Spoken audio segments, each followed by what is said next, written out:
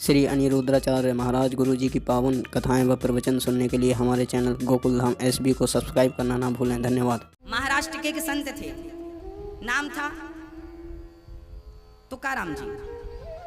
संत तुकाराम जी की पत्नी बड़ी दुष्ट प्रकृति की थी। संत तुकाराम जी सत्संग कर रहे थे, पत्नी आई, क्यों जी कमाते धमाते कुछ हो नहीं, बस बैठे गाल बजाते रहते हो।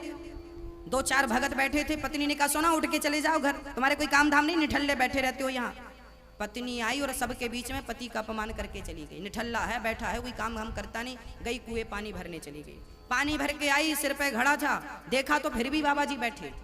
बड़ा गुस्सा आया, बात नहीं मानता, पूरा घड़ा भरा भराया पति की खोपड़ी में पटक दिया। ले पति मुस्कुराते हुए बोला, देखो जी मेरी पत्नी कितनी अच्छी है। पहले तो आई बेचारी, गरज गई, बाद में आके बरस गई।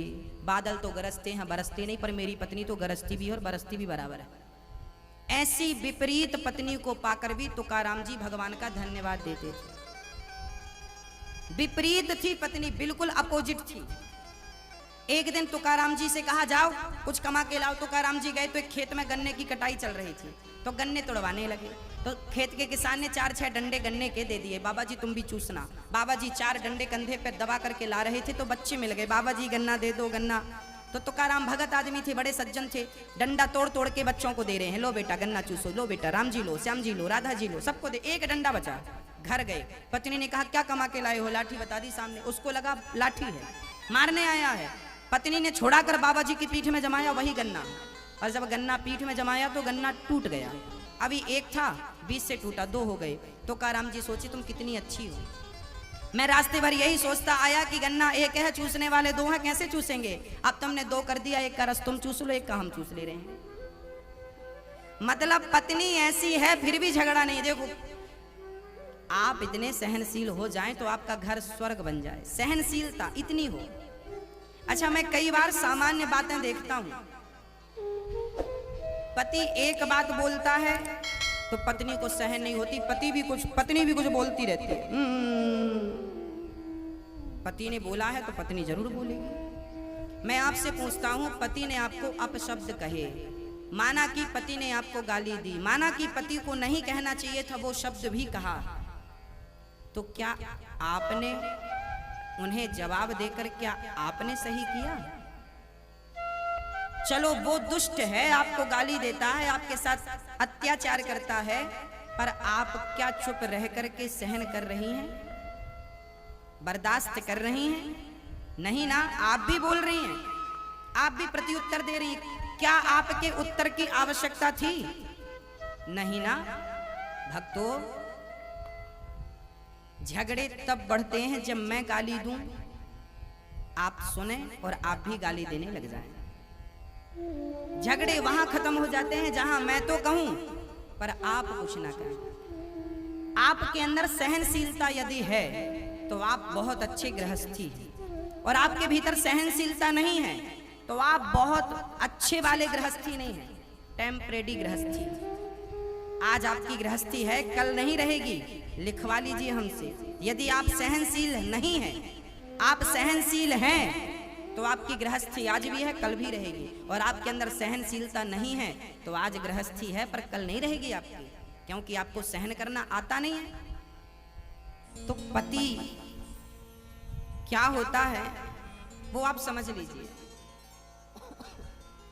किस्मत वाली स्त्रियों के मांग में सिंदूर होता है, हाथ में चूड़ी और गले में मंगलसूत्र होता है। अब प्रश्न दूसरा खड़ा हो गया, महाराज जी हम तो ठीक सेवा करती हैं, पति को हम भगवान भी मानती हैं, पर हमारे पति बड़े दुष्ट हैं, हम क्या करें? पति को तो हम भगवान कहती हैं, हम तो आरती भी उतारने को तैयार हैं, हम तो पतिव्रता बन भी जाएं, पर हमारा पति तो दुष्ट है, शराब पीता है, लात मारता है और गालियां देता है। क्या करें महाराज जी? देखो ये जिंदगी जो है मेरी माँ, जीने के लिए है, जीना तो पड़ेगा। रोते रोते जियो या हंसते हंसते, ये आपको निर्णय लेना पड़ेगा। आपको पति गलत मिला है, शराबी मिला है, जुआड़ी मिला है, मारता है आपको, तो मेरा एक प्रश्न आपसे है, कि आपको ही ऐसा पति क्यों मिला, क्यों मिला, अच्छा पति क्यों नहीं मिला। जैसी आपको चाहत थी कि मेरा पति ऐसा हो वैसा पति आपको क्यों नहीं मिला। जानती हो क्यों मेरी माँ? क्योंकि पिछले जन्म के जितने आपके पुण्य होंगे, जितना अधिक पुण्य होगा उतना अच्छा परिवार मिलेगा, उतना अच्छा रंग और रूप मिलेगा। कहते हैं शरीर सुंदर शरीर भी पिछले जन्म के पुण्य से मिलता है, सुंदर पति भी पिछले जन्म के पुण्य से मिलता है, सुंदर बच्चे भी, संस्कारी बच्चे भी पिछले जन्म के पुण्य से मिलते।